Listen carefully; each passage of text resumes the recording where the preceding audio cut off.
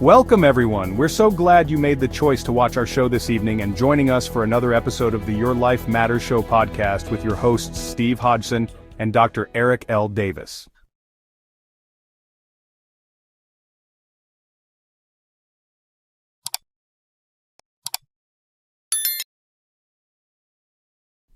Welcome to the Your Life Matters Show podcast. We ask that you please note that the information presented in this podcast is for educational and informational purposes only, and does not constitute medical advice. It is essential to consult with a qualified healthcare professional for any medical concerns, diagnosis, or treatment. This podcast is not a substitute for professional medical advice, and any actions taken based on the information presented are at your own risk. We are so glad you made the choice to watch our show this evening and join us for a brand new episode of the Your Life Matters Show podcast. Let's watch what this evening's podcast is all about. Today's episode is titled, Building Real Relationships in a Lonely World, The Truth About Relationships in 2025. In this powerful episode of the Your Life Matters Show podcast, I'm diving into one of the most important and complicated parts of life, relationships.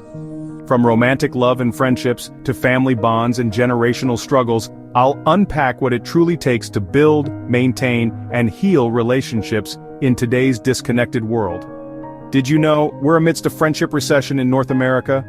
Those with 10 or more close friends dropped from 33% in 1990 to just 13% in 2021. 12% of adults now say they have no close friends, up from just 3%. Close friendships markedly improve well-being. 72% of adults with even one close friend report high satisfaction with life, health benefits, lower stress, and a longer lifespan. When starting from friendship, 65 to 70% of romantic couples began as friends, and these bonds tend to be deeper and more fulfilling. Around 30 to 53% of relationships now start online, especially among those under 30. But many still begin offline, where trust and shared values can grow. Poor communication drives 65% of divorces. But strong communication? That actually halves the risk of a breakup. About 20% of marriages involve infidelity, yet 60% of those couples stay together, often with therapy and rebuilding communication. Gen Z teens date less, communicate more online, and often get stuck in endless talking stages. Still, strong platonic ties remain essential. Nearly 17% of young adults globally say they lack anyone they feel truly close to. Chronic loneliness, feeling like no one to count on, among young adults is now at around 20%. That's a 39% increase since 2006. On top of that, there's been an alarming rise in financially motivated sexual extortion, what many call sextortion.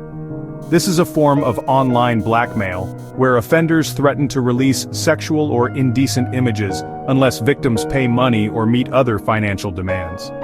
Anyone can be a target, but teenage males aged 14 to 17 and male adults aged 18 to 30 are particularly at risk. Often this crime is carried out by organized criminal gangs, usually overseas, who are simply motivated by financial gain. Tragically, all of this has led to an increase in teen suicide. Whether you're feeling isolated, working on your marriage, or just trying to reconnect with your kids or friends, this episode is for you, and here are your hosts. Well, howdy, everybody, and welcome to the Your Life Matters Show podcast. I'm your host, Steve Hodgson, and as always, I'm here with my debonair and knowledgeable co-host, Dr. Eric L. Davis. Dr. Davis, thank you for being here again today, and I think we have a really, really good show coming up. I agree. Yeah. And thank you for having me, as always. Well, you're part of it.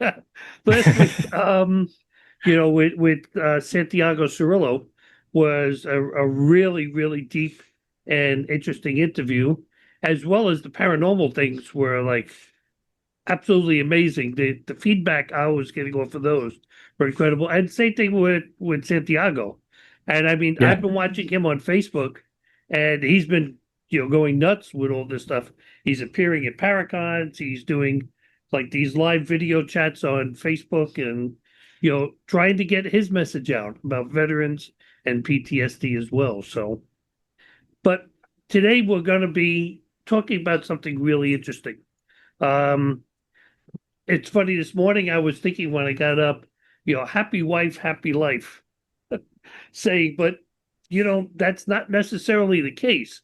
As you're going to say here, yeah, it might be happy dealing with her, but you might not be happy. And a relationship has to be both sides. So today we're going to delve into one of the most important, most complex, and sometimes most confusing part of being human, which is relationships. From romantic connections to family bonds, from friendship to teen dating. You have to wonder what makes a relationship healthy and what are the red flags we often ignore. See, on this episode, along with Dr. Davis, who spent years helping people navigate that emotional terrain of love, trust, boundaries, and healing, we're going to talk about why some relationships thrive, why some fall apart, and really how to build better relationships. And it comes as a surprise to many. It starts with ourselves. Many people right away will say it's her fault or it's his fault. No, it starts with us first. So we're going to try to cover marriage, dating, teen relationships, even friendships for that matter, as you heard in the opening about how many people don't even have a best friend anymore. So whether you're in a relationship, recovering from one, or trying to understand what a healthy one even looks like, good luck. Today's episode is for you. So sit back, take off your straitjacket, and let's begin. So, Dr. Davis, can you define for our listeners what a healthy relationship actually is? It's a relationship where both individuals feel safe, they feel respected, supported, and it's built on mutual trust, honest communication, and a shared sense of responsibility.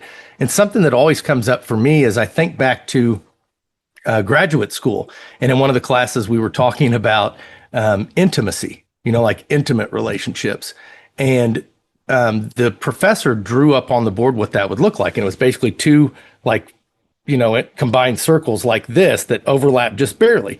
And what they said was that there's actually three parts to any healthy relationship. There's, you, me, and then this part is us. And so what the point of that was, they were talking about the individuals, each person's individuality. Good Lord, I can't even talk. Each person's individuality is as important to the relationship as their togetherness. And I always found that interesting. And I think that's pretty cool. But that's what defines a healthy relationship. Well, I think a lot of people sometimes think I'm okay. It's got to be her, or it's got to be the other partner, and part of it might be. But like you said, there's three parts. The part maybe together isn't working, but also one of the other parts probably isn't working as well. So, what do we look for? How many? I know we won't go to friends' names, but I'm sure you have friends and I have friends that are in really unhealthy and even toxic relationships. Okay, what are some of the early warning signs that people should be looking for and saying, "Uh-oh"? Well, number one is, chronic unhappiness. I think that's a pretty good indicator. But all joking aside, if one partner constantly tries to control the other, or is disrespectful, causes fear or anxiety constantly, no one should ever be walking on eggshells, and especially if there's any type of abuse or violence. You know, I think the key indicator is if I'm being treated in my relationship in a way that I wouldn't want to, or that I don't want to be treated, or that I wouldn't treat someone else, then that's usually pretty good indicator. We hear so many times people saying it's really true. You allow yourself to be treated that way. If you set a Yeah. parameter of I'm sorry, that's not happening, right from the start, you won't get treated that way. But if you allow yourself to be stepped on, not physically, but mentally, you're going to fall right into that trap and you're going to allow yourself to be treated like dirt all the time. And we hear that phrase that sometimes drives me crazy. Communication is so important to a relationship. Okay.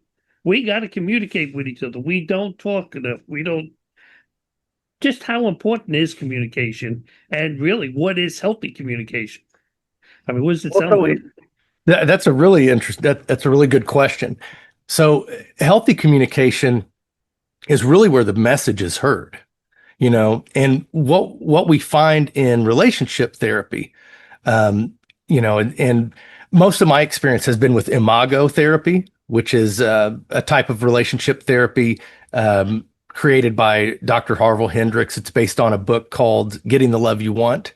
But anyway, in imago therapy, it's all about making sure that both individuals are not only clearly expressing their needs, but are also clearly hearing the needs of the other person. And what's amazing is how often, couples will go into therapy and it's like, no, we're fine. We communicate perfectly. And then you come to find out, like one person will say something to the other one. And then when that person mirrors back what they're hearing, it's completely different than, what was meant. So another thing with communication is when it comes to confronting, or confrontation, there are healthier ways that we can do that, where instead of saying, you always do this, we can make it about our feelings about what has happened. So simple things, and I can talk more about that later. I won't bore everyone to tears right out of the gate, but I can talk more about I statements in a little bit if we want. Well, I'm just curious why you brought up a really good point of, I can say A, B, C, and D, and then ask her what I just said, and I'm not using my personal example, but I could add, and she's not even heard A, B, C, and D. Yeah. Why is that? What is it? Selfishness? No, not at all. It really is just a breakdown in communication. You have to remember that, it's like any relationship. I mean, whether it's a married couple or friendship or anything, any relationship brings with it the experience of the past. No, because so if you take, for example, a couple, I'm just as an example, a couple who's been married for 30 years and they sit down to talk about something. I mean, obviously there's 30 years of experiences, 30 years of good, bad, and ugly, all of those things. And what will typically happen is, I'm trying to think of a good example to give you. Let me give you an example on. So my daughter, Maddie, who's an adult now, and no longer lives at home, but when she did, I would always get on her about cleaning her room. Okay. Because she was a kid, when I was a kid, my room wasn't clean, not really clean now. Don't tell anybody. Anyway. So let's say that I had a talk with her and I said, hey, Maddie, today when you get home from school, I want you to get your room cleaned up, and then you can go hang out with your friends. And so then I get home, the room's not cleaned up, and it's a situation where now we're having to argue back and forth and she wants to go. And, so there's a couple of different, so obviously this needs to be addressed. One way I could address that, which sends the message is, Maddie, I told you to clean up your room and you didn't. And so you're grounded. You can't go to your friends today. Okay. All right. Or let's try on a different way. Same message.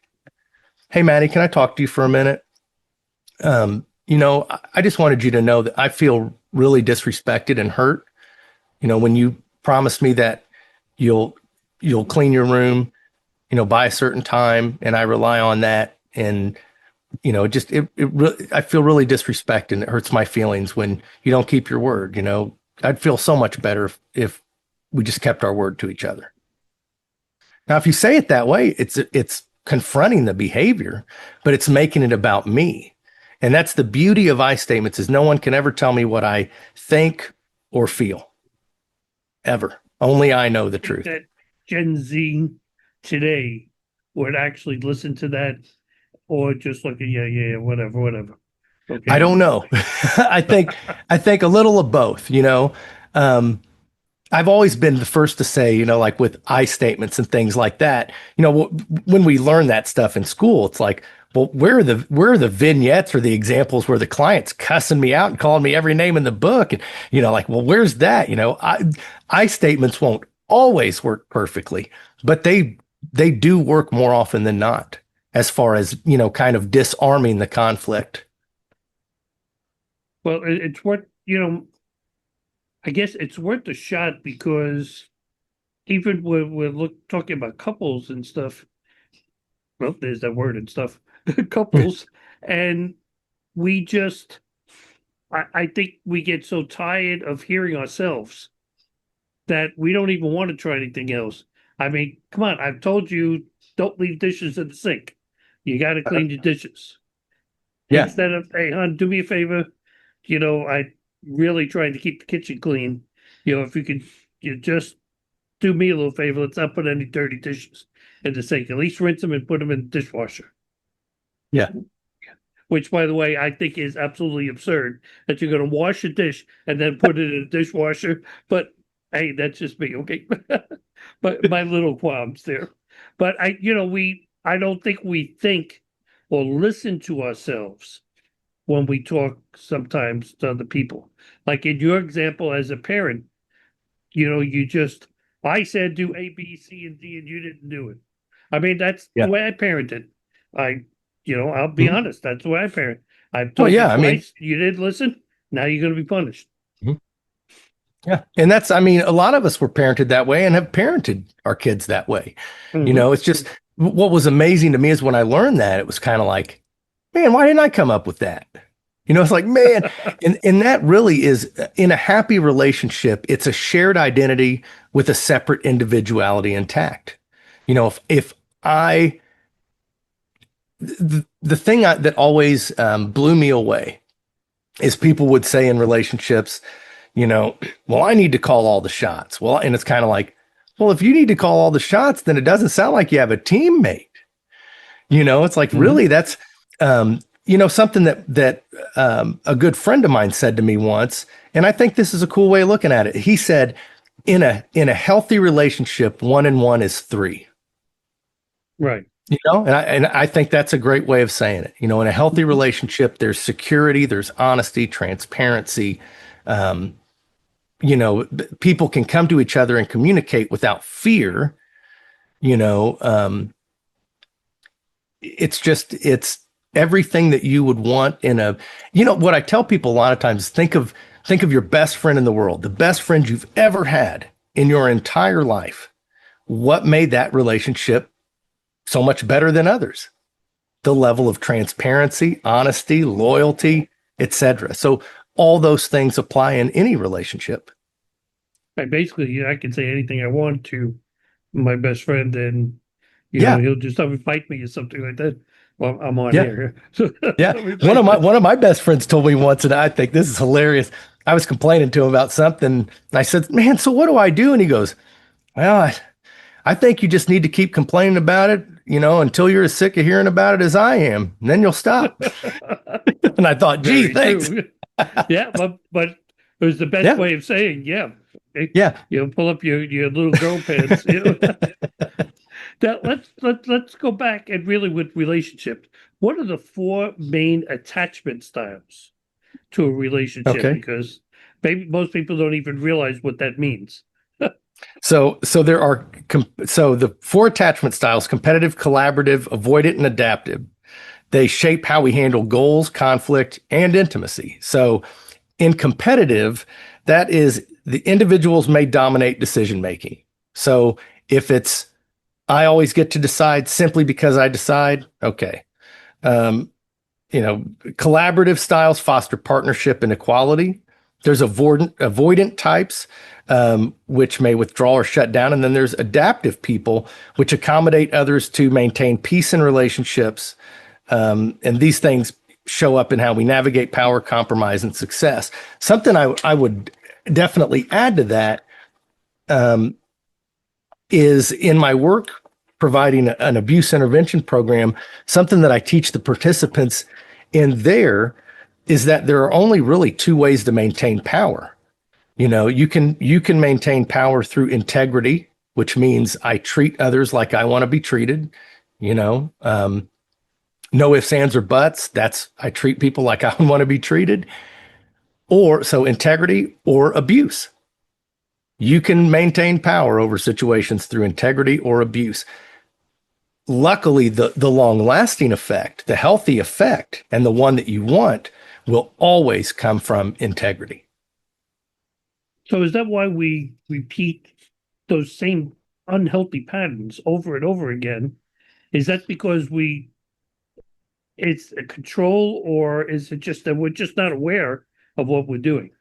I think it's a little of both, honestly. I mean, I think every person on earth likes to be in control. There's no question about that. I mean, even people that just kind of go with the flow, I'm sure there are aspects of their life they love being in control of and don't want anybody else to even mess with. Mhm. It's why I keep the whip. I don't think it's just in my drawer.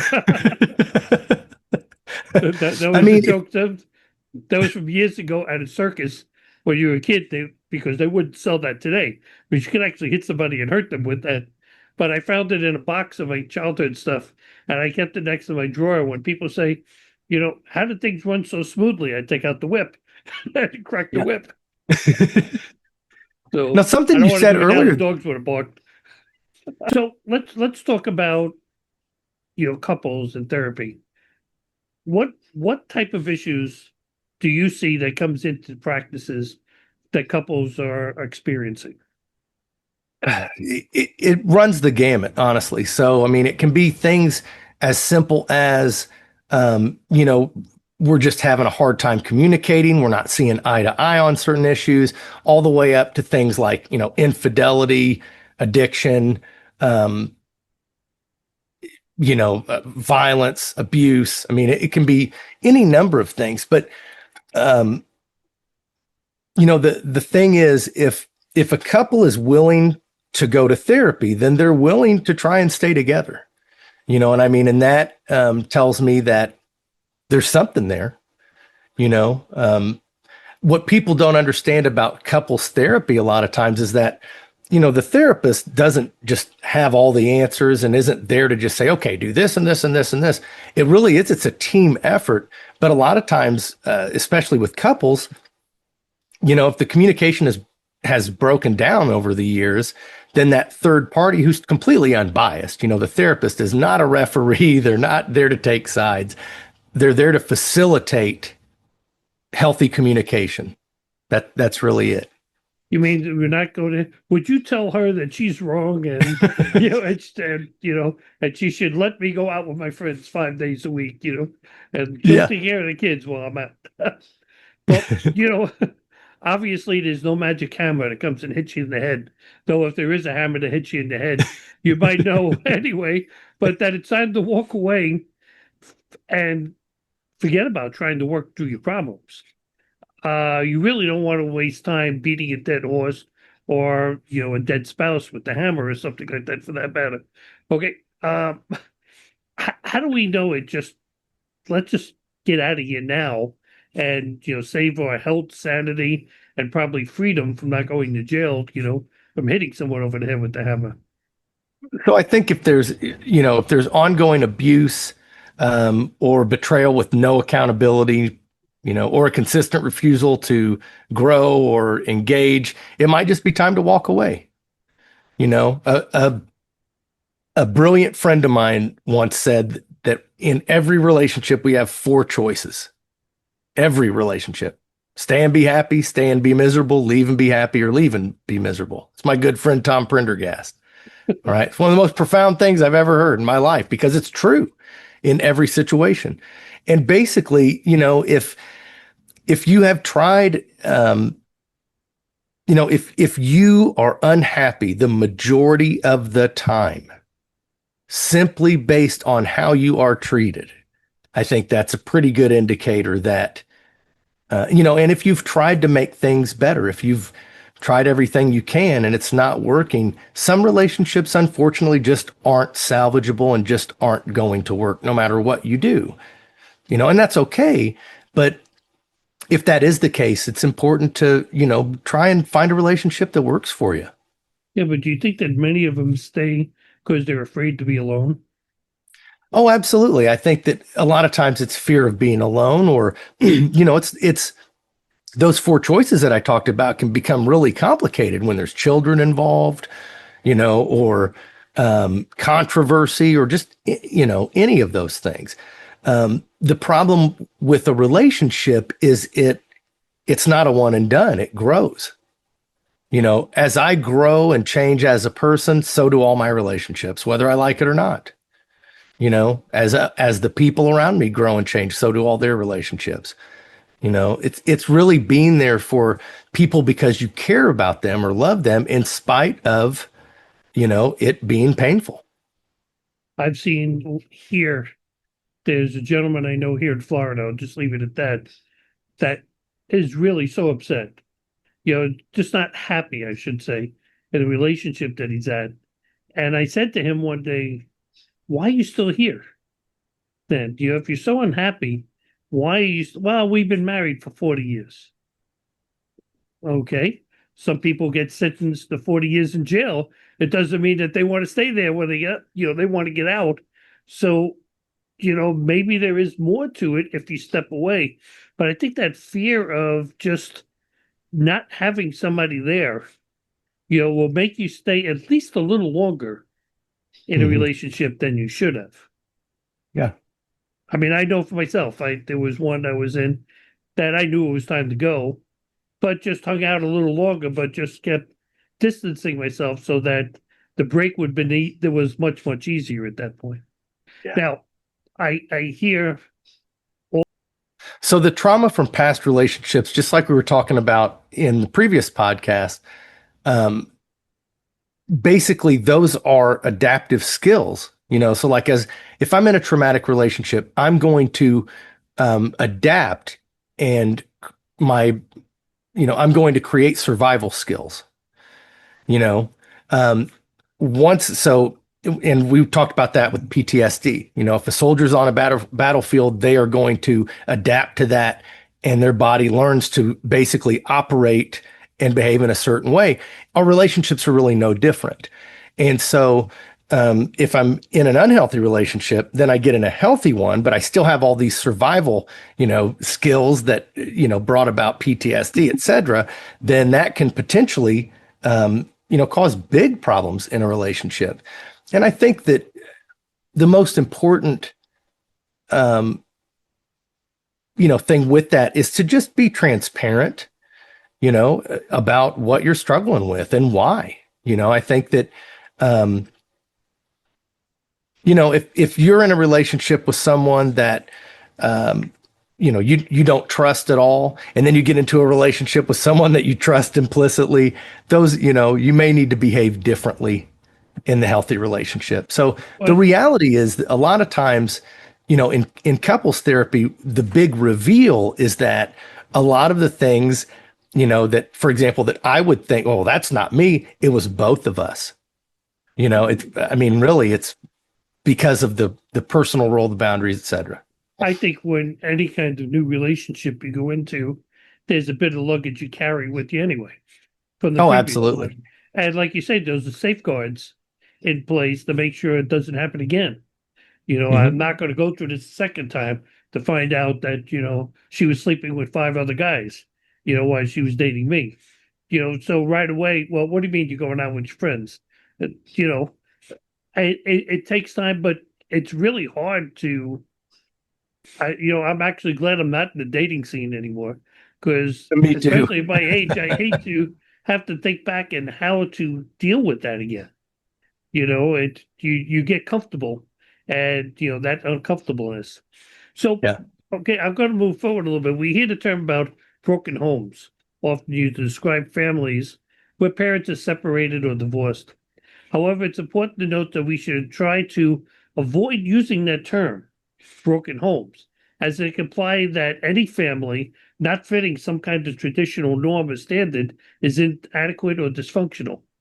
And I think every one of us, if you ask, there's part of the family that's a little dysfunctional, but that's because you're trying to put everything up on such a high level.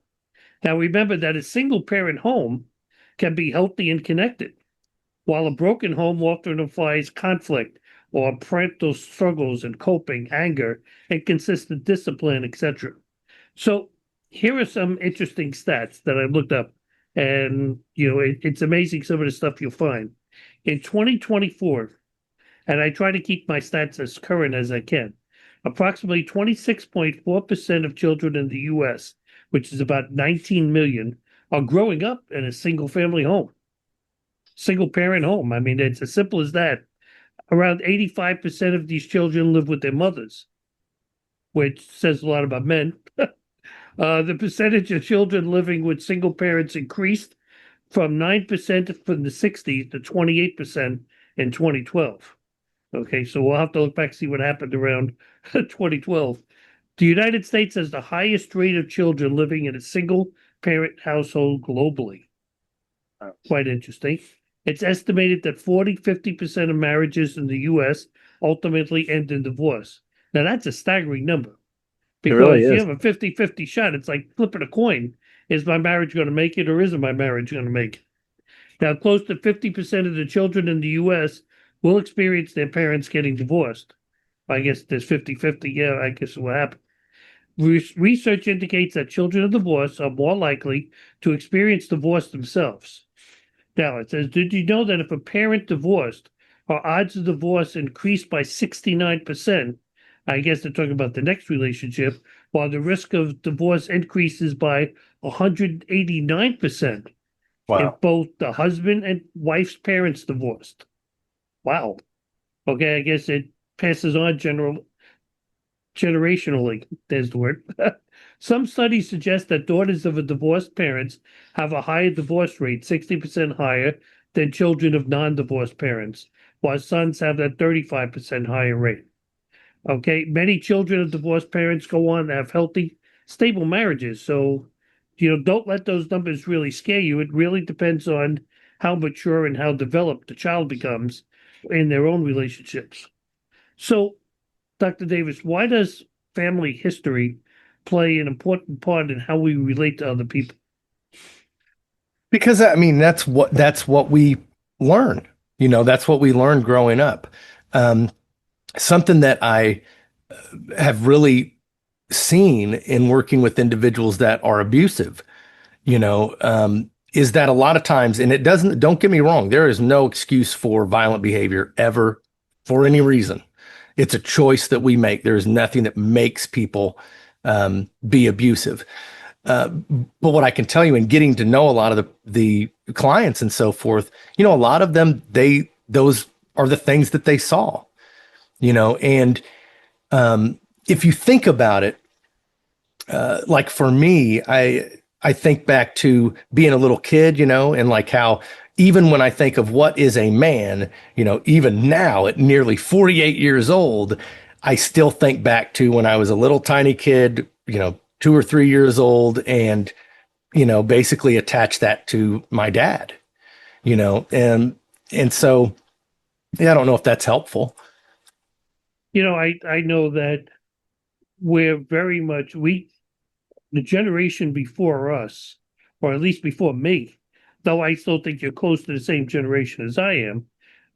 I mean, those people were very straightforward and, they didn't even Yeah. smile in a family photo. They weren't, we'd be like, smile for dad. that was their smile. Okay. They didn't smile. So we've seemed to follow that trend a little bit. I've noticed that if a lot of people don't even understand what's the word, intimacy. There's the word. Okay. Yeah. If they came in a relationship, I mean, they grew up in life where the mother and father really were like, yeah, okay, whatever. They think that's normal for them. And they don't even realize that sometimes they fall right into that pattern. They're not trying to do it intentionally. It's just what they know. It's stuck in their head. And that's kind of scary. So how do you break that? It takes time and it takes work, but you can do things differently. I mean, we don't ever have to repeat the past. As a therapist, I see people change every day, and the reality is people that face extreme adversity and even in early childhood, so it definitely can affect individuals, but I've seen, some that, yes, it affected them, but they, persevere in spite of. And what's fascinating to me and always has been is that human beings have that potential and that capacity. Um, so it starts with simply treating the other person, utilizing the golden rule, honestly, treating the other person like you would want to be treated. Um, yeah. I mean, I know I go to kind of strange. I go to family events. Um, I was about to say not so much for my side of the family, but sometimes with my wife's side of the family, but even with some of the people I dated, where you had to be given an update of who's not talking to this one, who's not talking to that one. Okay, steer clear of this one because heck, even in the places where I live, there are people that fight, constantly all the time. If you go down to the pool, you can't sit with them because this group will get it's so a lot of times I don't talk to anybody at those family affairs. If they come over and talk to me, I'll talk to them, but I'll wave as they pass by, hi, Uncle Phil, hi, Uncle Joe, and just leave it at that and doing good. Hey, good to hear, and just not get involved in that at all. But how do we set those healthy boundaries with family members that have problems? I think it's just, being clear about that, just being clear about, what you are willing to do and not do, what you're willing to be a part of, not be a part of. It's unfortunate because sometimes, I come from a family that are thick as thieves, no question about it. My whole family. I mean, we're a big family. We're all extremely close, etc. But not every family is like that. And sometimes you just have to have healthy boundaries and just agree to disagree. That's not always easy to do. Yeah, I know with my family, we're close family. I still talk to all my cousins, all my aunts and uncles that are still left alive. I'm getting on at age now. But I've seen with like Jen, she just will step back from a lot of people. Just don't want to deal for whatever reason. You know, something went down and just it's easier just to stay away from them and not have that negativity, surrounding Yeah. you and stuff. And I agree, in a lot of ways. I mean, it's what I do here. I mean, I'm friends with a lot of people. They walk by the streets, you see them and stuff, wave, say hello, talk to them for a few minutes, general talk. How you doing today? Hey, you looking good? Yeah. Yeah, blah blah blah. Hey, it rained a lot last night. Well, it was 60s and 70s. Not a lot to talk about. Did you go to the Yeah. doctor yesterday? Yeah. But so we keep our grounds, but that's easy to do with friends. But why is it so hard to do with family? I think because, that we hear all the age old things, blood's thicker than water, etc. Um, and I think that with family, obviously we have an inherent obligation. I like we it's just difficult. It's difficult to sometimes practice the same principles with members of your own tribe, so to speak. I mean, it's just not easy to do. I mean, I want to make sure I don't exclude this huge part of society. Okay. Because today they're dealing with challenges that many of us just have no clue about. And what I'm talking about is the LGBTQ population and the community. We will be doing a show in the future on this. I don't want anybody to think, oh, they're that way. No, no, no. We're very open. This is a mental health show. Okay. So even though some people asking me if it was a paranormal show for 3 weeks, but it is a mental health show. Um, but their relationships are just as complex as their heterosexual counterparts. Okay, but they also suffer some unique challenges that we don't have to face. So, what are some of the challenges that that you've seen that LGBTQ plus people face? Well, number one, it can be a lack of family acceptance. A lot of times family members will not be supportive of that relationship, so forth. Cultural or religious rejection. Um, a lot of times there's discrimination in healthcare or therapy, even, or internalized shame from societal bias. You know, um, yeah, there's my heart breaks for anyone that's in that position and having to, yeah, I'll just leave it at that. Yeah. See, I grew up in Greenwich Village in New York City.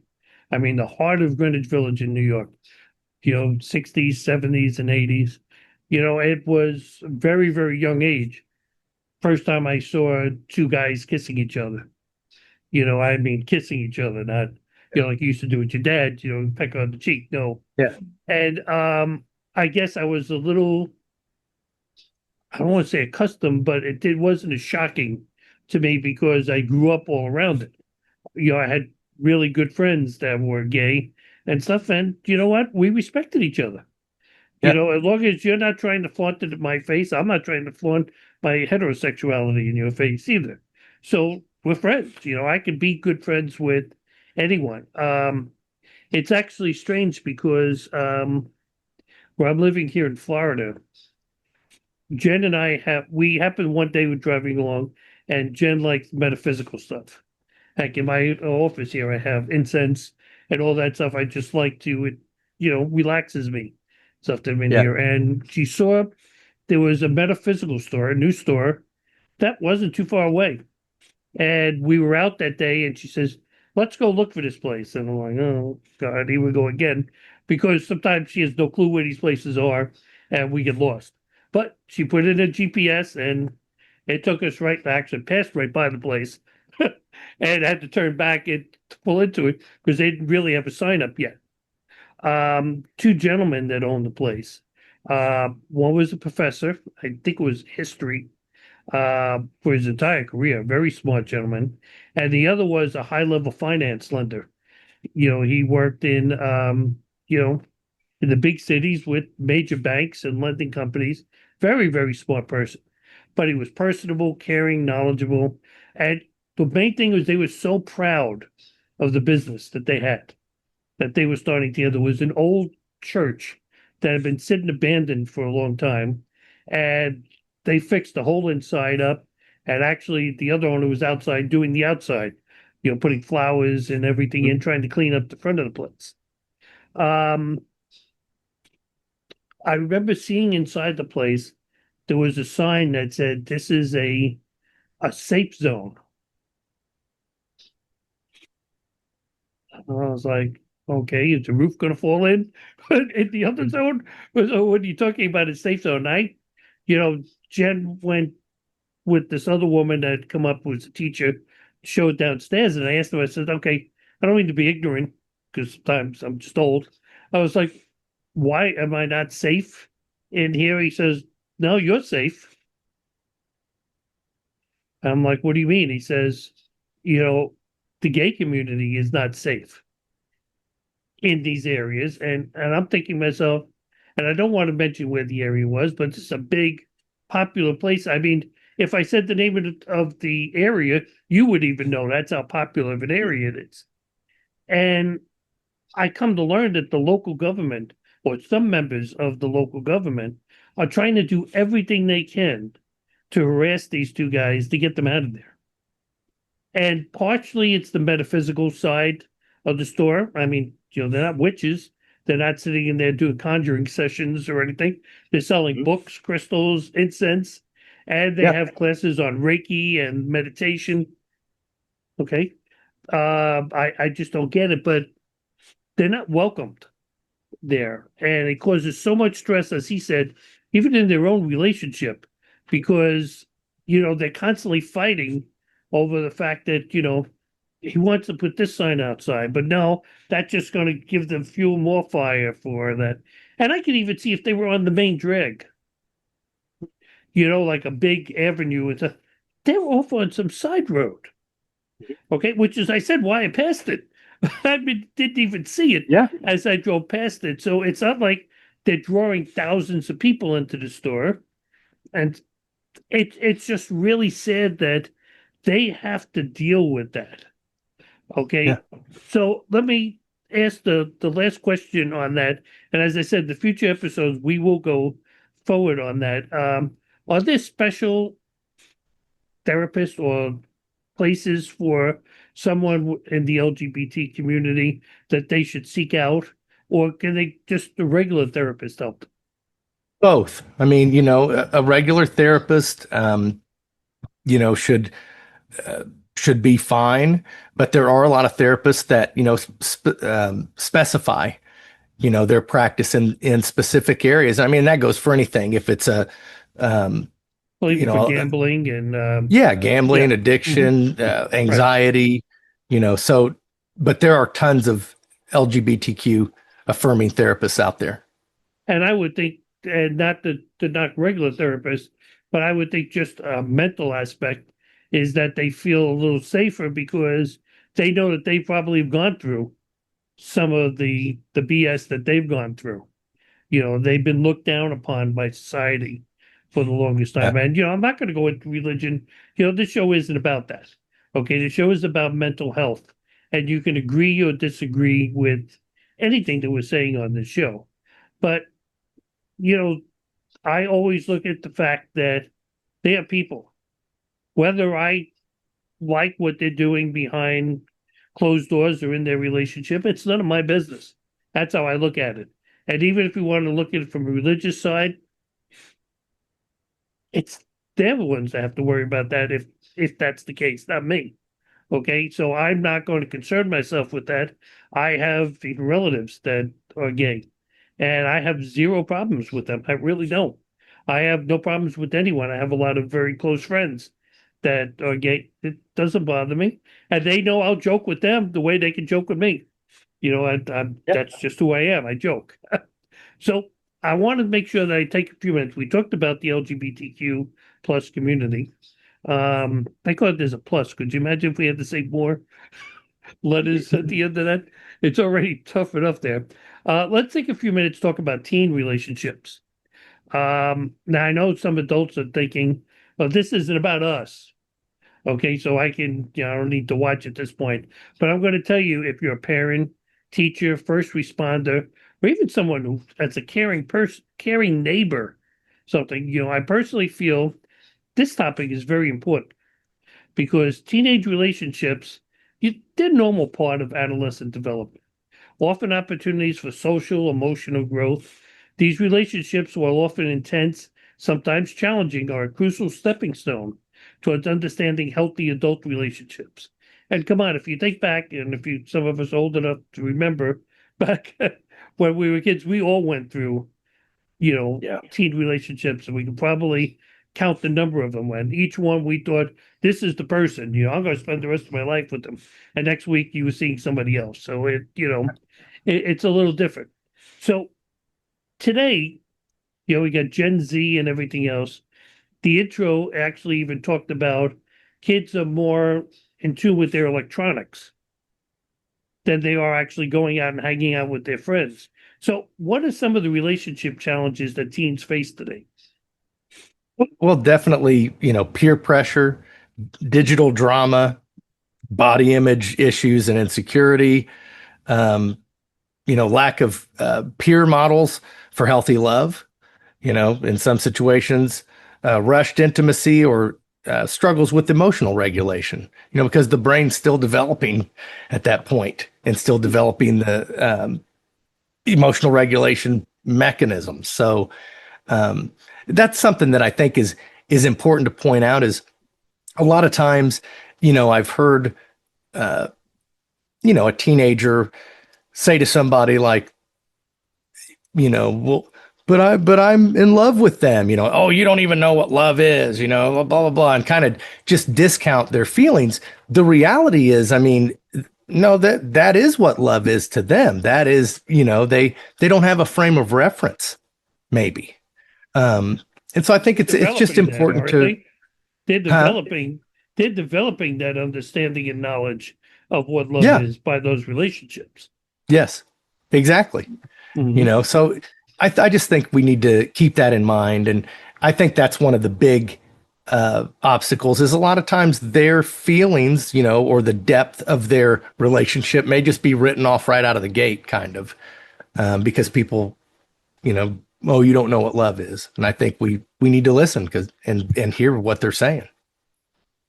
You mentioned they're basically bullies because there are people that will bully you based on your looks or your social status, etc. And it's really shame, but I just think back just a second ago, we were talking about the LGBTQ community. They're really dealing with bullies just as well. I mean, Yeah. people are trying to bully their beliefs onto somebody else. And that's really, they're learning as teens what that's all about. When you try to bully somebody else. And unfortunately, there's so much, we'll do a show on bullying. That's actually on the list of one of the shows because I think that's really, really important today because that ties in with the suicide theme that we ran a couple of times. But technology, do you think social media has really been a benefit or something So that interestingly, my son Levi he's finishing up his degree in communications at Ball State right now. Mhm. And something that he did a research paper on was basically how online communication among college students affects their in-person interactions, and it was really eye-opening, honestly. He did a great job on it. But one of the things that it pointed out was that, online, um, sometimes it may be easier to break the ice because of that, some level of anonymity. But at the same time, there were aspects of where it would influence their in-person interactions and so forth. I think that, social media and so forth, it's not going anywhere, but it definitely is a something that we just need to keep an eye on because it is changing our society, whether we like it or not, and how we interact with each other. very, very, very much so. With all the scams that are going on, and we're actually going to talk about that in a minute. But before we go to that, um, how do we know as a parent what should we be looking for with our teens um, that they may be in an unhealthy relationship or an abusive relationship, especially females too. And I'm not saying that men don't get abused by females. Okay, I've seen that all the time as well. But let's for the moment, let's look at the female side. What signs should we look for to make sure our daughter isn't in that type of relationship?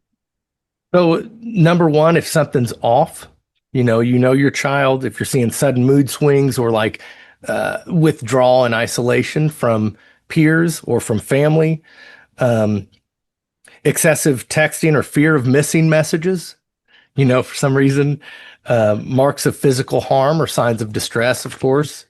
And, if you notice their self-care, drop off or their academic performance, those are So some good you'll notice indicators. changes in your team.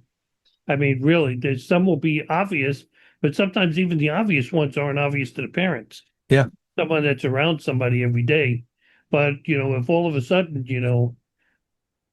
they're spending a lot of time in the bathroom and you're noticing a lot of cuts on their arms and stuff, they're Yeah. cutting. And you need to be aware of that as a parent. There's Yes. a lot, your parenting isn't just advice, it's keeping a really big, big telescope open to everything that's going on. Yeah. So, h- how do we, as adults, support teens better? Well, I think number one, keeping communication open. Really, if my kids are afraid to talk to me about what's going on in their lives, how can I help? How will I know? Um, and that's why I think that, something that my wife, Erin, always was really awesome about and taught me, she was like, A lot of times it's just being present. It's just being there to talk to ask a question if something is going on. And you want to be in a position where if you are seeing, if things seem off with your teen, that you want to be able to go to them and say, hey, I've just been noticing some things. Are you okay? Is something going on? Can I help somehow? I think that's a really big one, just being present. Well, how do you answer to that kid that says, would you just leave me alone? Okay, you're always sticking your nose in my business, so leave me alone. Maybe leave them alone at that time, but, give it some time and maybe ask again later. What Just I let can them tell know you too from, that the conversation's always there if they want to have it. oh, absolutely. Yeah. I mean, I can't speak for anybody else, but when I look back over my life, I've never been mad at somebody for caring about me or for, for asking me if I was okay, if things were going on. You don't want to do it all the time, relentlessly. You okay? You okay? You okay? You okay? You don't want to do that. But I mean, these people are important, and a lot of people suffer in silence. And sometimes all it takes is one person to just extend an invitation to talk or get some help or something. I think as parents too, especially in the age of communication, you have to set no electronic zones. Like if you sit down and eating dinner at night, everyone's gonna really discuss what's going on in their life, but no phones. No TV on, no video, nothing, no computers, no laptops, nothing. Just sit down and eat and have some human interaction with each other. And I think if you establish that early on with your children, it will be so much easier later on for that child to talk to you than if you're sitting there the whole time eating dinner with the phone in your hand. Yeah. You see, Jen and we eat at different times because she's studying for school and I'm retired, okay? So I don't crawl out of bed to 10 o'clock in the morning. But and she's already gone to school for 2 hours at that point. So Yeah. I can sit at my dining room table and I'll have the phone in my hand and I'll be reading the news or scrolling through Facebook. But if she comes in and she's sitting there eating with me, I put the phone down. It's as simple Yeah. as that. We sit and we talk, and neither one of us has the phone in our hands, during that time. And that's unless it rings or something, other than that, stay off of it for a few minutes. Yeah. We go to a restaurant, there's no way. If she gets a phone call from a daughter, she'll say, is it an emergency? No. Okay, well, I'll call you back in about an hour. We're out to dinner. And that's all because they'll usually say, oh, well, where do you eat? Where you click? I just hang up at that point, Or I'll even answer the phone. Listen, we're in the middle of eating dinner. We're at a restaurant. I'll call you back. She'll call you back. Click. And I'll hang up. That can be brisk, but okay. It's the way it is. Now, during the opening film here, we saw a little something about sextortion. Now, I wasn't even too sure of what that was. I had never really heard of that for teens, but I guess it's something that's going on a lot where they get a kid to, they think they're in a relationship with some kid, that it's like the phony scam Yep. thing. And, they'll talk to them every day and then they'll get them to send a picture. Well, if you really love me, you'll send me a topless picture, or something like that, and I'll just leave it at that. And then once they got that picture, and I got you because you Yep. don't want that picture going out throughout everyone in your school, being posted on social media, etc. Because even though Facebook will take it down, it may be 5, 6, 7 hours before Yeah. Facebook gets to taking it down, and you're exposed all over the place at that point. Have you had anyone deal with that in your practice, and how should a parent approach that if that is happening to their teen? I think that, approach it with love and kindness. Obviously as a parent that if that's going on, it could be extremely upsetting, but I think with that, it's important to talk to kids about why certain things are important. Like, no, don't send, what's the word? Don't send spicy pictures, and here's why. I think that especially with teenagers, they're kind of, it's like when a kid is, 13, 14, 15, it's like too old to be a kid, too young to be a man, or too old to be a girl, too young to be a woman. Um, it's important that they understand why the things that are important, Right, and I because you think can't that, just tell them, do this, and that. Explain right. to them why you don't want them to do this, because they'll understand it a lot better. Mhm. Not I don't have the time to explain it to you. Just listen. Yeah. They're not going to listen to you. Mhm. It's just Yeah. another set of rules, like clean the room. Not why we want the room clean. So, because you're leaving food there and we're starting to get bugs crawling all over the place and stuff, no, just clean your room. If you explain it to them, they may understand a little bit more on that. This topic, well, we're probably into it when we talk about sextortion and that sex. Okay. Because probably if you asked a lot of people, they'll probably tell you some of the problems in their relationship is sex. Um, and I don't want, because this isn't one of the sex channels. Okay. But I mean, mismatched sexual desire, no time for sex, medical illness, erectile difficulty, though you've seen enough commercials for that. Okay. Decrease in sex, pain during sex. One partner has had an affair, lack of emotional intimacy. Um, why is there so many problems regarding sex and relationships I today? think because, sex is, a physically, it's part of that intimacy. In romantic relationships, it's definitely part of the intimacy, that physical intimacy. And so I think that it's, there's sexual expression.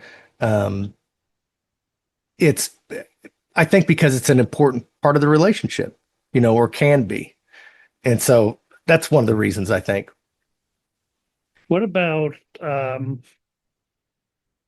infidelity or betrayal, where that you hear so much? I mean, I watch shows like Dr. Phil. I mean, I've been watching for years, stuff where somebody will say, "Well, I wasn't getting it at home, so I went out and got it somewhere else." Can relationships really recover from that? Because there's that sense of trust that's destroyed at that point.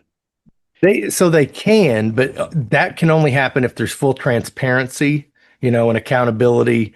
And sometimes it takes therapy. Both partners have to be committed to healing and not just moving on from it. It has to be, there has to be some closure there. It's definitely not easy, but it can be done. It is And possible to recover. it goes back to what I think I was saying when we started the show, that you have to take personal responsibility for your actions. Some of the relationship problems are you, not them. Okay. Whereas you may not be getting sex every night and you want sex every night, but you made the mistake of going outside the relationship and finding that sex with somebody else instead of with your spouse that you said, I do to. That's it's really difficult for people to, and I mean, correct me if I'm wrong, it's really difficult for people to admit they're the ones that are at fault. Oh, absolutely. Yeah. And I can only imagine that, when you get to a sex counselor or relationship counselor, and especially if they're going to be talking about sex, probably most guys don't want to talk about half of the topics that might be the woman wants to talk about, and whereas a lot of men are very blunt and stuff with their friends, I think if you sit down with a therapist, and you start talking about, erectile dysfunction, let's say, for instance, most men don't Yeah. want to talk about that, Yeah. I mean, you and the, know? the thing is, a therapist can help you to figure out the best way to express what you need to say in a way that it's going to be heard, you know? You know, we we've covered a lot in this show. We will at a point here, probably at this point here, we're going to have a cut in with someone very special we're going to talk to, okay, in there. And let's go over to that now. All right, so today we're also joined by someone who brings not only deep expertise to relationships, but also has a personal connection to our conversation. We have with us licensed clinical social worker and therapist, Erin Davis. Now, she has the Master's of Social Work degree. And this is almost like when I had to read his stuff the first time on the air. Okay. And also just happens to be the spouse of our very own Dr. Eric Davis. She's got a great last name. That's right. Don't you hate when things like that happen anyway? But Erin, thank you for joining us for the show today. We truly Thank you for having me. Yeah. Yeah. And this is actually the first time I've gotten to speak to you because I ran into you at a concert at Bankers Life Fieldhouse once that you guys were at. And after you walked by me, I turned to my wife, Jen. I was like, I think that's Eric's wife. And she goes, no, yeah. I was like, no, that looked like Eric's wife. And then I asked you the next day on Facebook, I was like, were you at the concert yesterday? And he goes, yeah. I was like, why saw Erin? Okay, she was at the concession stand, and I was going to, and you said, why didn't you stop her? And I was like, come on. She has no clue who I am. And here I am, a guy with a New York accent coming up to people. I don't go up to too many people like that, okay? They look at me real strange. Now, just so our audience knows, Erin has helped countless individuals and couples navigate that real-life challenges of love, trust, communication, and healing. She brings a grounded, compassionate, and practical perspective. And if healthy relationships had a roadmap, she'd be helping draw the lines.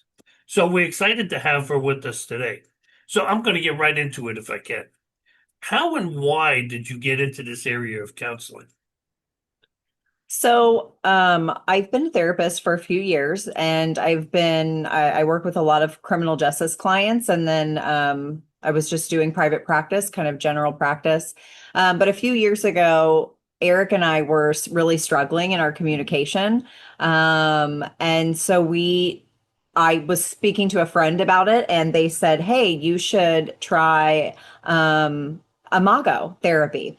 And they had a great therapist to recommend. And so I said, okay, let's give it a try. And, we're both therapists, so we were willing to, try it out. So we went and started seeing this therapist and doing Imago. And I had never done any kind of couples counseling, professionally or personally.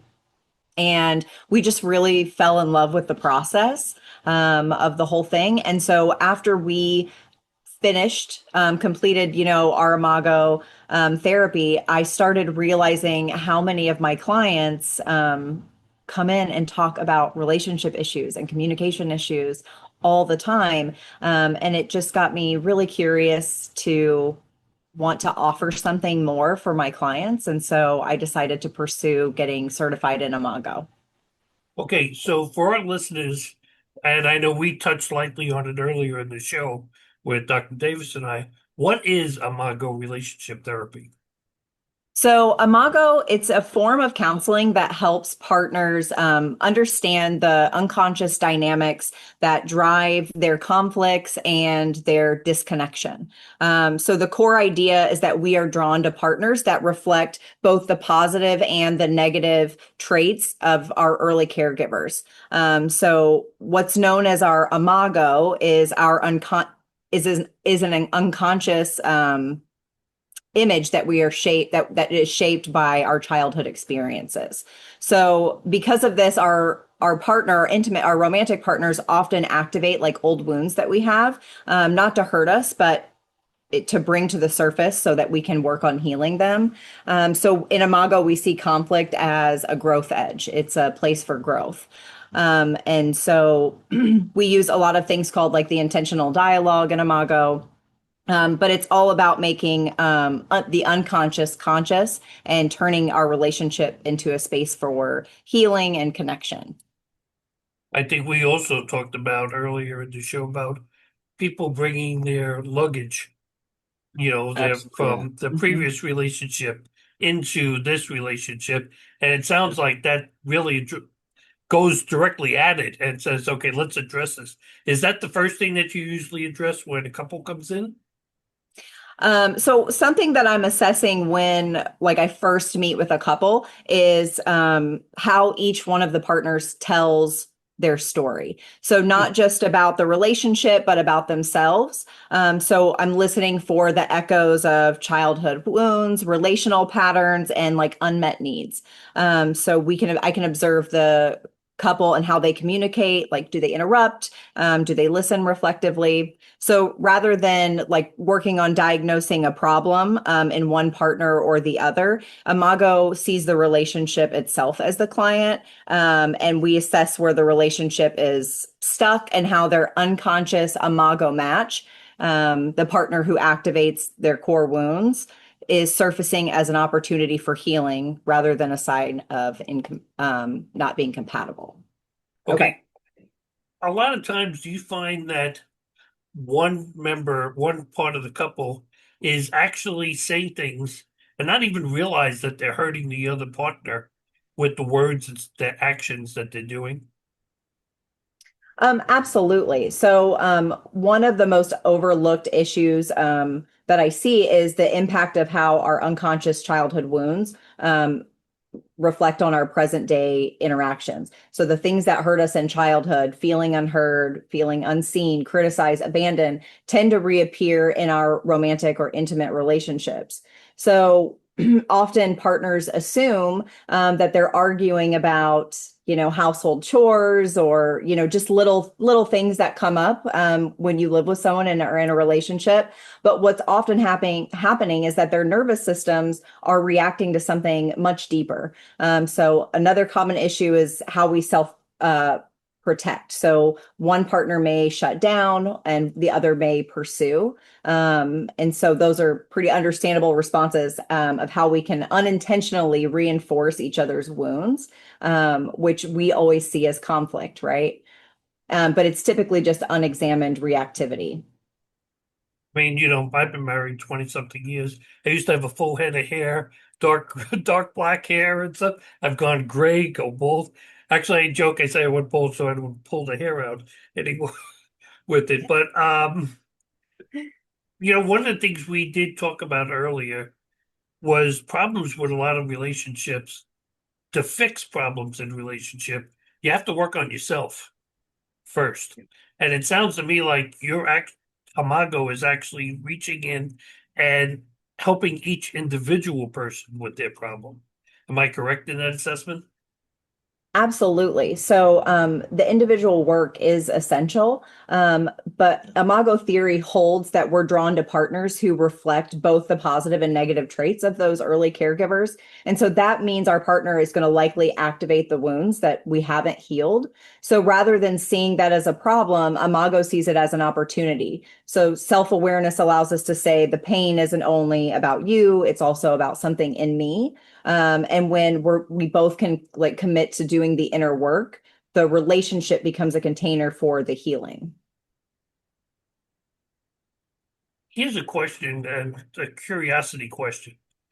Do you think that couples or people that are together and talking about getting married and really serious, do you think that they should actually see a counselor before time to make sure, especially if they come out of a previous marriage? Should they see a counselor prior to saying "I do" again?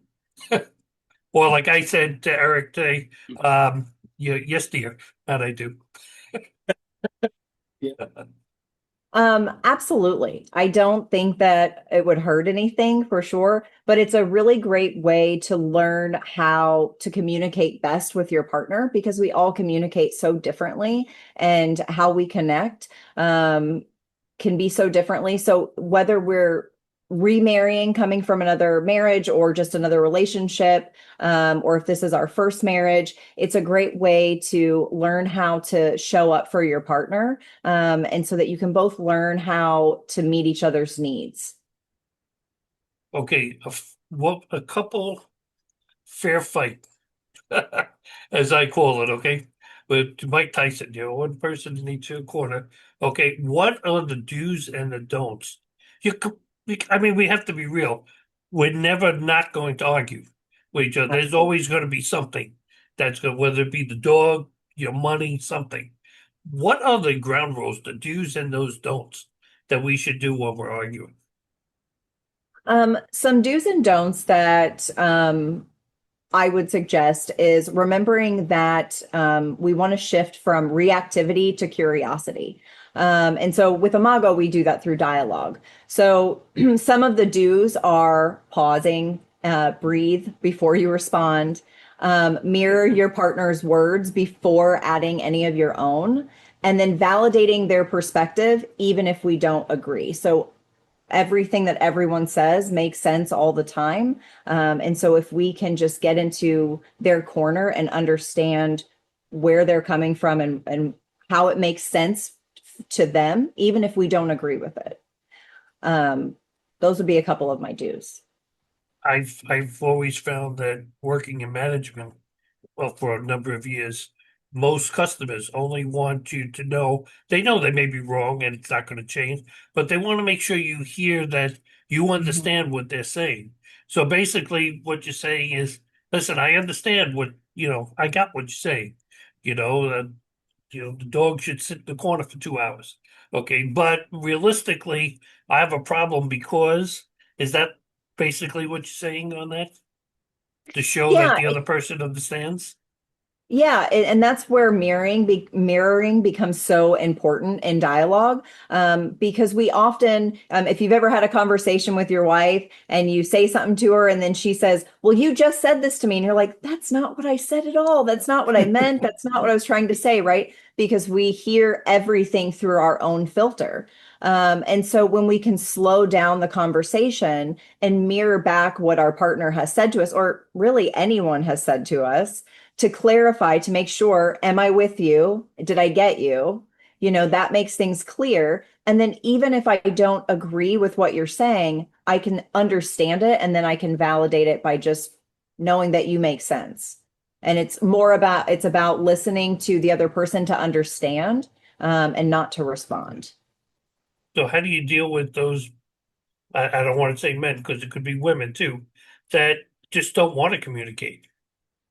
We talked earlier about, communication is so important, but what do you do for one member, the husband or wife that just doesn't have any communication other than a grunt maybe?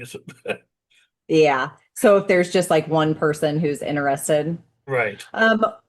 Well, my suggestion would be that if you have even one person in a partnership that's willing to do some of the work, a lot of times that will start showing up in the relationship. So if one of us is not really interested in working on communication skills, let's say, for example, if Eric didn't want to work on communicating with me properly, and I really wanted to work on that and felt like it was important, right? I can start using some of those skills myself by mirroring him, validating him, being empathetic towards him. And that can't guarantee that he will shift how he communicates with me.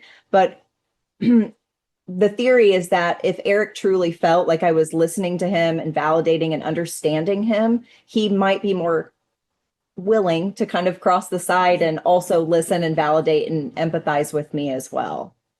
I was just going to add that I think something that I took away from it also is just, like knowing on the one hand, it was, wow, like she's not understanding how I say any of these things.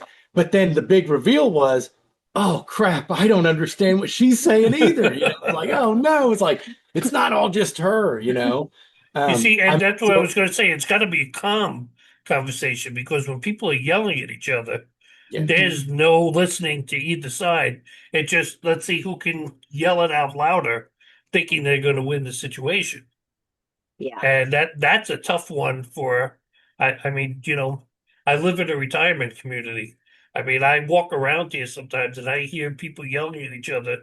And at first I used to think, well, they just can't, one of them can't hear because how old they are. But then I realized that they can hear, And it's just that pent up frustration that's closing them out to what the other person's saying. It's basically, like you say, maybe something from earlier on in their life that just says, I want to say what I have to say. You're going to hear it, and that's it. So how do you deal with somebody like that comes into your practice, and a couple that comes in, and I'm going to pick on the men. What the heck? Okay, and say that I'm sorry, this is the way it's got to be, or the highway. You mean if one partner is just saying like it is what it Mhm. is and I'm not going to change anything? Exactly. Well, I would say that if a partner showed up into my office with that attitude, I would just be impressed that they showed up at the office to start, right? Because that would show some willingness to make change and move forward. And so then you just work very slowly. And so with Imago, for example, it's all about intentional dialogue, which we slow the conversation down way, way down. And so there isn't a lot of room. There is no room for talking over each other or, being disrespectful. It's all about intentional dialogue and listening and mirroring and validating. And so if someone is hesitant to do the process, but they show up, that's a start. And we're just having a conversation. And so if we can get them into conversation, that's the first step. All right, so let me ask you then, how do you help couples who get emotionally detached? How do you help them reconnect? So, emotional distance is often a protective strategy. So, we would want to explore the underlying fear or pain that led to that disconnect. And so, what I want to do is help couples, I want to help guide them to building safe connection rituals. So, such as daily appreciations, making intentional eye contact, having weekly check ins. Reconnection doesn't require like big grand gestures. It's small, consistent acts of emotional presence. And I guess they really have to mean that as well. They can't just say, okay, yeah, okay, yes, I love you, they have to really mean what they're saying if they want to reconnect. Yeah. And so it's something that I do in every Imago session is have them start with an appreciation. And when you have a couple that's in a lot of conflict, that can be really hard. But appreciation doesn't have to be a big grand gesture or a big, oh, I love you and you're the love of my life. Maybe it's just, I appreciate that you made the coffee this morning. Just very small things just to say, okay, I might be really mad at you right now, but I can think of one thing that, thanks for getting the laundry out of the dryer, just something small to get it started. Was Thank that you a for hand? being, or more like, thank you for being here with me today, because then you're going to shut up long enough for me to be able to talk. Yeah. Yeah. And maybe it's, I appreciate that you showed up for this appointment. Right, exactly. Okay, Yeah. so let's look at and try to help couples a little bit. What's something that they can do each day to show their partner that they truly love them? I would say things that we can do to show our partner's love is to be very intentional. Eric and I talk often about our love languages. I think knowing your love language is really important and knowing what your partner's love language is, because we tend to give love in the way that we like to receive it. And so knowing how your partner feels loved. I am a acts of service person, and Eric is more of like an affirmation person, Quality time. quality time. And so figuring out it's taken us a long time to figure out how to love each other in the way that works for our partner, because when you love someone, it's about them feeling the love, right? So knowing how your partner feels loved, and then also practicing just daily activities that you can do to show each other love, right? Having appreciation, making meaningful eye contact, asking your partner, what's something that you need? What's something I could do to help you feel loved? And then trying to repair small ruptures. So those really little, like nothing arguments or minor things, repairing them immediately instead of just ignoring them or letting them go. This isn't on our questions, but it's something that just came up into my head. Is money a big argument thing that you find many custom clients come in for? Um, yes and no. I think yes, in general, I think with couples or just my individuals, money, of course, is a huge stressor in life. And so, of course, that causes conflict with the person that you share finances and responsibility with.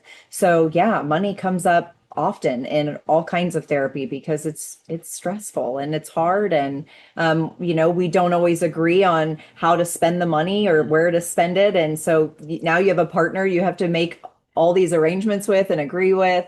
So yes, it absolutely comes up often. Another thing we discussed earlier was infidelity. Mhm. Um, by either one or sometimes even both partners. I have to laugh when I watch like the Dr. Phil show and or even Steve Wilkos. That's entertainment for me. But it's more like, well, but you cheated on me. Well, I cheated because you cheated. Okay, well, if you were going to do it, then I was going to go out and do it. How do you work with people that, you know, some people see valid reasons to cheat on their relationships? That's the thing that there is. I'm sorry, I don't see a valid reason to do that. But some people have that in their head that hey, she wasn't showing me any love, so I went out and got it somewhere else. How do you deal with someone that has that kind of mentality? Well, I would see it from the perspective of, well, that makes sense. Your needs weren't being met. And so you acted out in a way that was really harmful to your partner and to your relationship. And that doesn't make the behavior okay. But what we are seeking, if a couple comes in and there's been infidelity or betrayal, is not to shame them or judge them, but to understand why did this happen? And where did this happen? Where's the rupture in the relationship? Because there's typically on both sides for the partner that has betrayed and the partner that has been betrayed, there's much deeper issues, right? Of wounds that have happened or needs that are not being met. And so we seek out other people that might fulfill those needs. So after infidelity, can a relationship come back and come back strong? Absolutely. A lot of couples not only rebuild, but they can come back stronger. But it requires moving from unconscious reactivity to conscious connection, right? Because we're typically just reacting to everything that our partner says and does. And so we want to turn that into connection by creating safe space for them to learn how to listen to each other. Without a filter, using intentional dialogue, honest ownership and repair, grieving the pain without rushing it, and then doing things that we can rebuild trust and emotional safety. It's not about like just fixing it's the problem, it's about transforming the relationship moving forward. And rebuilding trust involves empathy, accountability, and clear commitment to a new relational pattern that they can both foster. How do you know whether or not they're just giving you the words and stuff that you want to hear, and even to their spouse, and just I'm gonna ask you. I'll explain why I'm asking this question. Again, I'm gonna go with no names, but I have a friend of mine that has been married probably 40 years, probably maybe even a little longer. Played in the band with them years back, and I mean he's been cheating on his wife. I think probably since second month they were married. He used to show up at band practice with his girlfriend, who actually one of his girlfriends turned out to be related to someone I worked with, which made it even stranger. And then one day we were coming out, and this guy's sister-in-law, his wife's sister, was outside. And then he tried to pawn her off as she was with me. And, so, I don't think no matter whatever happens, I don't think he's ever going to want to change. He'll tell her anything that he needs to tell her, but in reality, that's just who he is. I mean, so if she were to find out, and I don't even talk to him anymore, but I mean, if she were to find out, is there turning back from that? Because if one partner doesn't want to honestly say, okay, yes, I get it, I hurt you, blah blah blah, it's wrong, and it's just saying, okay, well, what's going to get me off the hook here? I mean, really, if I say, yeah, okay, yeah, oh no, you're 100% right. Yeah, listen to Dr. Davis there. She knows what she's talking about. And, you know, I don't see certain men, at least certain men that I know of, that really are going to change. Mhm. Is it up to the spouse to say, okay, he means it this time, or here we go again? Well, sure. Of course it's up to the spouse because they have to make that decision for themselves and for that relationship. Um, what I would be curious about in that relationship that you gave as an example would be, you know, why does he do that? Where does that come from? Because it does come from someplace. And maybe he's unwilling, maybe the other person is unwilling to address those concerns. And so then my curiosity would be with their partner in what leads them to stay and want to be in a position where they are being betrayed over and over and working on healing from that perspective. It's all about getting out of shame and judgment and getting into curiosity of why and how did this come about, and let me really understand you and understand what it feels like to be on your side of things. And again, that doesn't excuse hurtful behavior, but we're just listening to understand them. And so, with a wife who was remaining with a husband who wouldn't change and would continue to betray her and hurt her, I would want to be curious about what unmet needs or childhood wounds that she has that lead her to want to stay in that situation. In his case, like I think he thinks he's God's gift to women. He thought he was Elvis.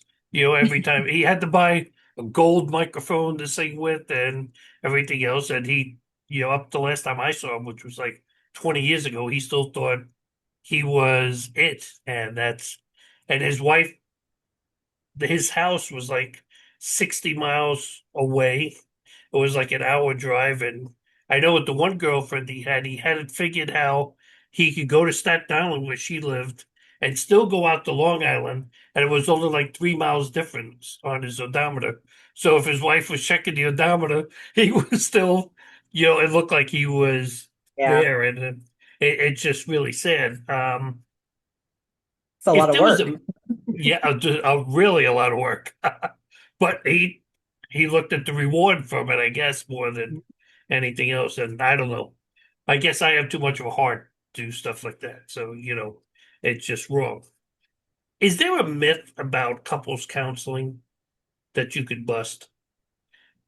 I think the myth that I would want to break is that therapy is only for broken relationships or people that are on the verge of separating or divorcing. Eric and I know are examples of that. When I shared with people in our lives that we were going to couples counseling, the first question was always, is everything okay? Yeah, Are what's you guys wrong? like breaking? Are you breaking up? And Mhm. the answer was no, we weren't even Yeah. close to that. We just realized that when we had conflict come up, we weren't We were getting stuck. yeah, we were getting stuck and we were having the same arguments over and over and over.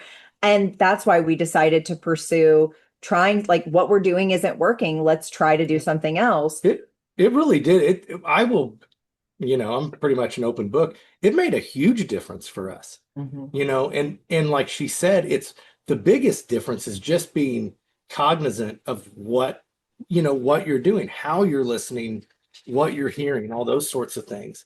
So I mean, I believe in Imago. I know a But I really think good like therapist too. I think like Aaron said, I think a lot of people have in their heads, no, the moment I go see a counselor, they're gonna think we're breaking up or, with one of them fooling around. I mean, people are cruel about that, and it's almost like a form of bullying, I guess, really. Your friends That are gonna stigma. bully you and they're afraid of that, and that stigma about seeking mental help itself is one thing, and then seeking help for as a couple. Okay, what is she crazy or what is he doing now? Okay, I mean, is he leaving his laundry all over the floor or something? I mean, people just have really active imaginations and stuff. I asked Dr. Davis this earlier in the interview today. When do you advise a couple that they may be better off just going their separate ways. I mean, that just not going to work. Have you ever gotten to that point? I haven't, personally. I would say that as a therapist, it's not our responsibility to advise them whether they should leave or stay in their marriage. Because I believe that what often seems like in Incompetence? no, In- being compatible. oh, incompatibility. Incompatible. Okay, there. I couldn't say incompatibility. Oh my gosh, it just would not come out of my Your mouth. subconscious mind saying you're incompetent. Yeah, exactly. Exactly. Yeah, because I mean, there are people that just shouldn't be together. Sure. And when sometimes we aren't compatible, especially when one or both of us is not emotionally or physically safe. And I would say that is, one of the most important factors to look at is everybody physically and emotionally safe. But it's not my goal to tell them whether or not they should stay together or separate. That's for them to figure out. And as a therapist, I just want to create safe space for them to figure that out. And even at the end of therapy, if a couple decided that they wanted to move forward with separation or they weren't right for each other, we still want to see if we can explore a conscious and compassionate separation, so that the goal would be healing and clarity and not blame. So even if the relationship had to end, can we end it in a way that feels safe for everybody? And I think you hear a lot about you don't want to leave any open ends. You want to make sure you've tried everything. Because the last thing probably you want to do is like 5 years from now.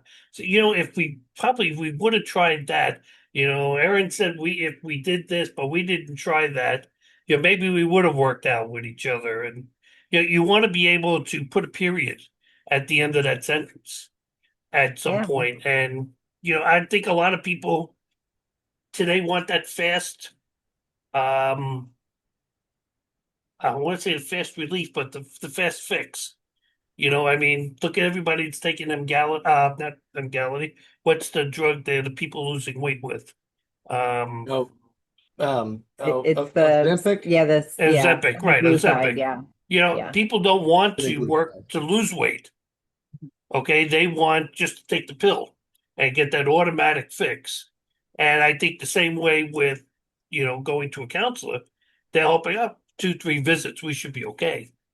But, they're not even looking at, like I said, at the very beginning of this show, we have to look at ourselves first before we could look at our spouse or, better half of our relationship, because we're too busy, not even looking at what we're doing, automatically blaming him or her for the problem. And, we're hoping one thing out of this show is that everybody will stop.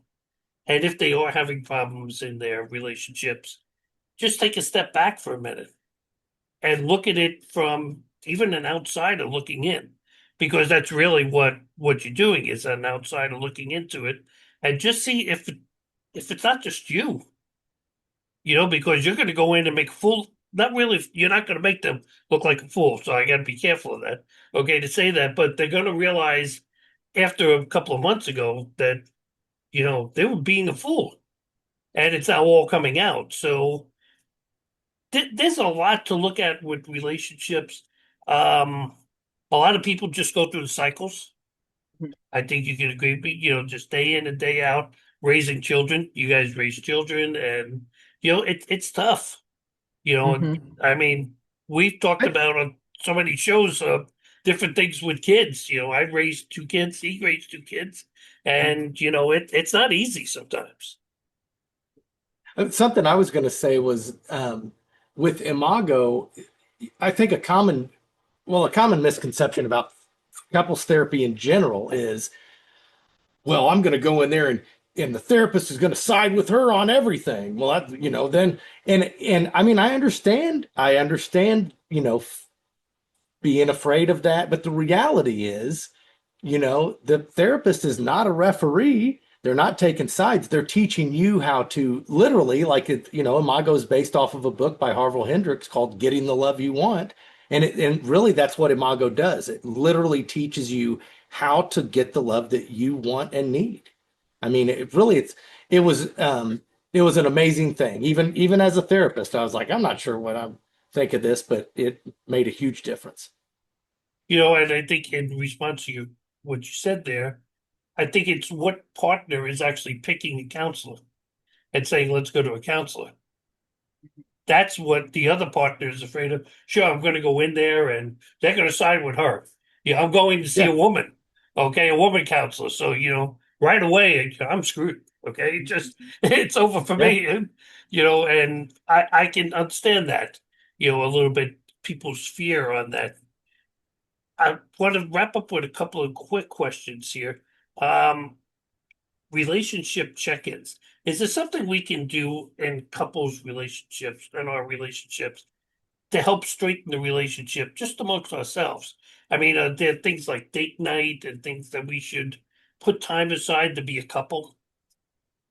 Sure. There's a few things that I can think of. A date night is a great example, a great way to prioritize spending quality time together, and doing something that you both enjoy. Even if that date night is at home, ordering pizza and watching a movie together, right? But being very intentional about it, and setting the time aside so that you've both agreed on a time and a day that you can be intentional with each other and spend time. So that's different than just, coming home at 7 o'clock and saying, let's grab a pizza and we'll sit in front of this TV, right? So that's different than being really intentional. Like, hey, on Wednesday night, I want us to get food and sit down and watch our favorite movie and just really connect and spend that time. So we want to be really intentional about our those date nights, sharing the things that we appreciate about our partner as often as we can. Like I said earlier, even if it's just something really small, like, I saw that you put the dishes away and I really appreciated that you did that. Just showing them, I see you. I see the little things that you do. We all want to be seen.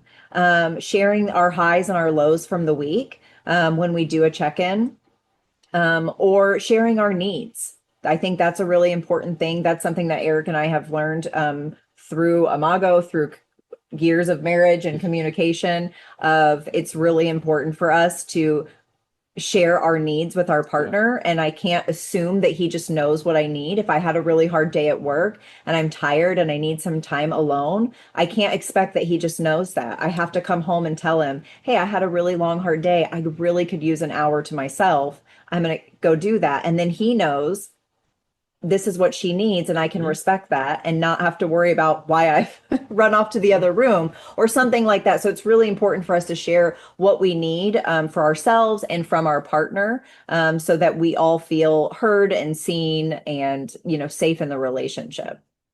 Do you think that couples have a problem giving each other a little space now and then?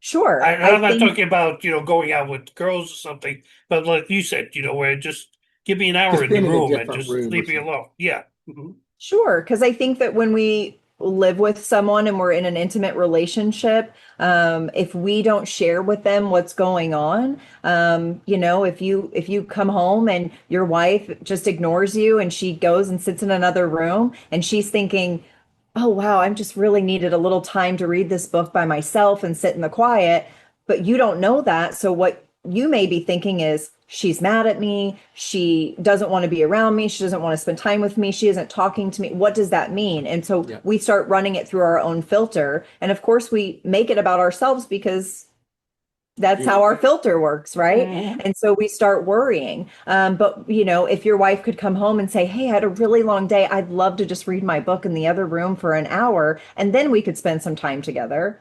Well, that changes everything, right? Now you're not questioning, why you're having that separation time. You're comfortable with it. You understand her needs, and you're able to honor those needs because she expressed them to you. Yeah, you're not sitting there, now what do they do? Exactly. Because that's what would instantly go through my head. Okay, now, Mhm. usually for me it would be like, what did somebody else do that I'm being blamed for? Okay, Mhm. she's going to take it out on me now for something that happened when she was at work, as a nurse or something. You know what? Why am I being punished for this? Okay, know, Sure. some guy didn't want to put his cannula on, right, or something, Yeah. for the oxygen. I mean, just it could be anything. Okay, that starts to go. Mhm. If somebody needs your services, how do they get in touch with you? We have a website. Our company is called Waypost Counseling. So they can find me on Waypost or on Psychology Today. Right. And the link will be inside the description of this video. So if Waypostcounseling.com. yep. Sorry, I And should have that's what said I was going to say. that. If you're in it and in, let's try this again. If you're in Indiana, okay, that's a tough thing to say this late night, and interested in her service, you look them up, or even if Dr. Davis's, Dr. Eric Davis's services. Okay, they're on the same website. Okay, you can just look it up there. I actually did look at the website the other day, so it's there, and you can get in touch with either one of them. And as I said, the link will be in our description, as well as other links, even to Imago therapy, because there is a website for that. So, if somebody wants a little more information on it, they can go look that up there. So, Erin, I want to tell you, it's truly been a pleasure having you here on the show. Hopefully, we can have you on here more often. Okay, it's the quietest he's had to be on a show in a long time. It's usually, I mean, I'll say my little spiel and then I get to sit back, ask him a question, and shut up for hours, and he's just got to keep going and going and going. So, I Well, really hey, I thank you live with them, so I know. no, he's really good to have. He's funny to be with, and it I get so many emails from people saying how much they love him on the show. Even friends that watch it say, not that there was something wrong with you, Steve, but the show's much more entertaining when Dr. Davis is there, and at least now when I can say, that Davis looked a lot better than you did, I can just say, yes, she did. Okay. Instead of going to him. And I really hope that people consider their relationships. We bring our car in for a tune-up every once in a while. I mean, that's how I look at it. There's no sin in bringing your relationship in for a tune-up before it gets to. Don't wait. Don't be proactive. Be react. No, don't be reactive. Be proactive Mhm. with your relationship. So this way you don't have problems. And if things are starting to go south. If you're arguing all the time, and you have to like warn your neighbors. Don't worry. Don't call the cops on us. We're not killing each other. And heck, in my house, I got to tell them that because of the dogs. If you stood outside my house or across the street, you'd hear all this yelling. It's at the dogs because I have two male dogs that just constantly. I mean, right now one is locked in the bedroom, the other one's locked in the other bedroom, so that we can have a peaceful show. That's on here now. But again, I want to thank you for joining us. And yes, I know you got the dog probably down by your feet right now in your Yep. office. Yep. So thank you for joining us, and we hope you'll join us again soon. Thanks for having me. So today we've heard a lot about relationships. We've heard, Dr. Davis, and so we've heard a lot of the Davis theories today. That's probably a good way of putting it, and what they deal with. Dr. Davis, I want to ask you just one final question. What should everyone do to improve their closest relationship? I think, one of the things that you can do to improve your closest relationship is, make an effort. And I know that sounds crazy, but, if there's a relationship and maybe there's someone that you were close with and there was a falling out or something, or you just haven't talked to them in a long time. Relationships are all about connection. So if you reestablish that connection, if you make an effort, things can improve. I think that, for any couples or any people in a relationship, if you are having difficulty in your relationship, with communication, with anything for that matter, therapy absolutely can help. And I would highly recommend looking into it. Personally, I would recommend Imago therapy, but that's just my opinion. There are tons of relationship therapists out there, and I highly recommend you look into it. Could be a game changer. And there's no stigma that should be that you've gone for relationship counseling. There's nothing wrong with that. It just shows you're two individuals that have grown. Yeah. You're not the same people that got married 25, 30 years ago. You've grown as individuals, and you want to stay on that same path that's made you stay 25, 30 years. And, For sure. we really have to, a lot of people say, oh, they're going to see a counselor. Okay, one of them must have, messed around on someone. And no, there's nothing wrong with going in, even sometimes, even those relationship weekends, where they do Yeah. a retreat, Yeah. relationship retreat can help. Okay. Yeah, it may bring up a couple of issues you didn't really think about, but it's better to deal with those issues than to Yeah. keep swallowing, because the worst thing I think you can do is just not talk about it. Yeah. Because it's going I to agree. keep brewing up inside of you, and at some point it's going to be your justification for doing something you shouldn't do. And it's I just want to say this also. So relationship therapy isn't just about, finding a way through the issues. What that therapist will also do is teach, the individuals how to best communicate moving forward so that their message is getting heard, the other individual's message is getting heard. And actually the therapist will be able to teach a lot of communication skills that may work in multiple other areas of life too. So, yeah, I can't stress that enough. Well, tonight's been an insightful conversation, as always, on our show, and a huge thanks to Aaron and to Dr. Davis for sharing their invaluable wisdom with us. Now, if this episode resonated with you or got you thinking about your own relationships, remember, healing, growth, and connection all start with awareness and intention. Like we say on every show, you're not alone on that journey. There's thousands of people around you that probably don't even realize are having problems. So, set the path for them. And don't forget to like, subscribe, and share the episode. Someone you may think needs to hear it. Maybe you know a couple that fight all the time, or your friends and stuff that, not getting along too well. It's hey, there's a show here I want you to watch, okay? Take a watch of this, and maybe they'll get the hint. Okay, be sure to visit our website at Your Life Matters Podcast for more information about our show and ways to contact us if you need to. I really want to thank the people who have contacted us, commented on the show. I was actually looking back at one of the paranormal shows. There was a comment from someone that really said they loved watching us. Okay, Awesome. they enjoy watching and learning because we make it fun. Whereas we may be talking straight, but I try to keep it a little not as heavy, but educational. Yeah. And make it fun education. Okay, and we both hope that you truly join us next week on the Your Life Matters Show podcast, where we'll continue exploring the stories and the strategies that help us live with more purpose, more clarity, and more compassion. So until then, God bless you all. Take care of your heart, and never ever forget that your life matters. Thanks. See you then. Thank you.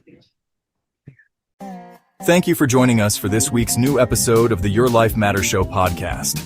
Please be sure to join us again next week for another great episode with your host Steve Hodgson and psychotherapist Dr. Eric L. Davis. Please remember to subscribe to our channel if you have not already done so, and hit the like button if you enjoyed this episode. Your help with this helps us reach a wider audience that may need our help. Remember, no matter where you are in your journey, you are valuable and important. Take time to cherish yourself and those around you. Never forget, your life matters.